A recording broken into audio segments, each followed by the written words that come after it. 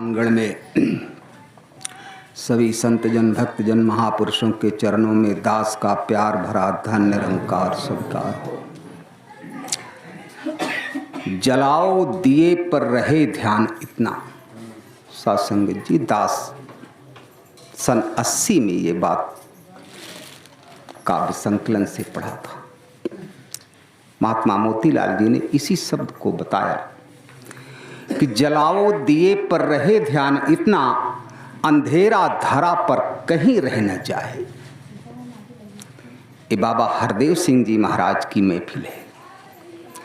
बाबा हरदेव सिंह जी महाराज ने गांव गांव गली गली मोहल्ले मोहल्ले में जाकर के इस ज्ञान की लौ को जलाया। सत्संगत जी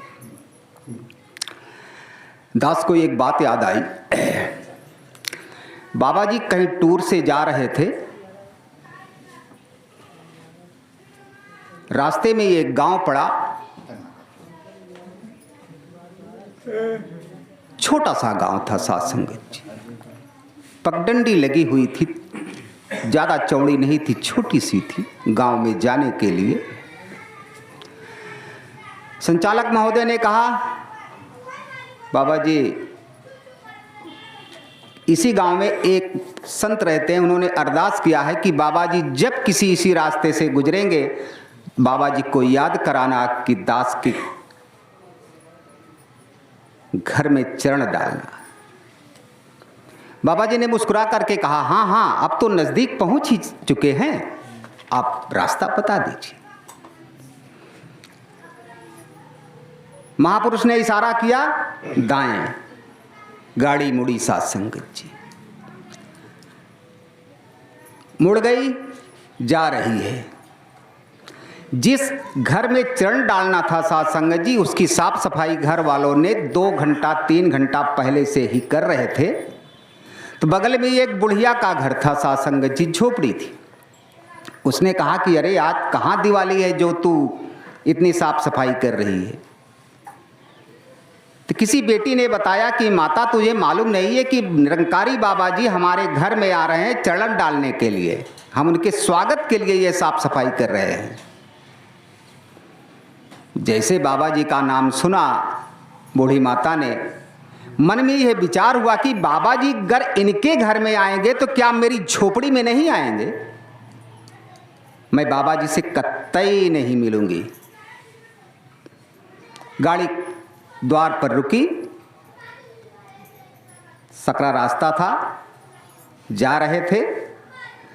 अब बूढ़ी माता ने क्या किया कि अपने झोपड़ी का दरवाजा खोल कर रखा था और दीवार की तरफ मुख करके वो बैठ गई कि मेरा भगवान इस रास्ते से जाएगा मेरे पड़ोसी के घर में और मेरी कुटिया में नहीं आएगा।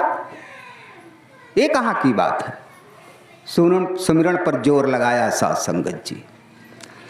बाबा जी सब आगे आगे चले जा रहे हैं। बाबा जी धीरे धीरे अपने कदम को बढ़ाते हुए माता जी की झोपड़ी जो दरवाजा खुला हुआ था, माता जी उस बूढ़ी माता के पास जाकर के उनके सर पर हाथ रख कर कहते हैं कि माता मैं आ गया।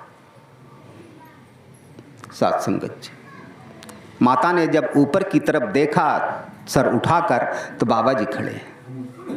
बाबा जी के चरणों पर गिर करके वह माता धन्यवाद कहती है कि बाबा जी मैं नादान हूं, मैं तो खामखा नाराज होकर के बैठी थी कि बाबा जी मेरी कुटिया में नहीं आएंगे, मेरा घर उतना सुंदर नहीं है, पड़ोसी का घर तो सुंदर है। कहते माता मैं आ गया। संचालक महोदय कहते हैं कि बाबा जी पड़ोस के घर में चरण डालना था। कहे भाई पहला नंबर ये माता का है। दयालु इतना होता है सतगुरु सत्संगत जी। तो बाबा जी ने जो लौ को जलाया है, आप सब अभी महात्मा जी बता रहे थे कि बाबा जी के ही लौ जलाने पर यह सब मानव परिवार इकट्ठा है। सत्संगत जी अभी थोड़ी देर पहले दास सुन रहा था, कोई महात्मा कह रहे थे कि नवधा भक्ति की बात, ठीक यही बाबा जी की जो अभी आपने सुना, यही क्रिया ठीक माता सेवरी के साथ हुआ। सत्संगत जी राम जी महाराज जाकर के उनकी कुटिया में नवधा भक्ति का संदेश दिया। सत्संगत जी तो नवधा भक्ति करने से लाभ क्या हुआ, माता ने पूछा था। तो राम जी ने, महाराज ने बड़े खुश होकर के कहा था कि मम दर्शन फल परम अनूपा। पहले तो मेरा दर्शन किसी को नहीं होता है माता। तब शिवरी ने कहा, होता किसे है प्रभु? जो समय के सदगुरु से नाता जोड़कर मेरे अविनाशी स्वरूप को जान लेता है, उसी को मेरा दीदार होता है साध संगत जी। फिर माता कहती है कि दर्शन करने से क्या लाभ? तब रामचंद्र जी महाराज कहते हैं, जीव पाव निस्सहज स्वरूपा। यह जीव जो है, यह आत्मा जो है, मेरे अविनाशी स्वरूप को जान जाता है, तो जानने के बाद फिर क्या होता है कि आवागमन से रहित हो जाता है साध संगत जी। दास इन्हीं चंद शब्दों से इजाजत चाहता है। सदगुरु से यही अरदास करता है कि माता जी संसार को सारे सुख देना झोली में, सतगुरु माता जी बिठाए रखना संता बीच टोली में। प्यार से कहिए धन्यवाद जी।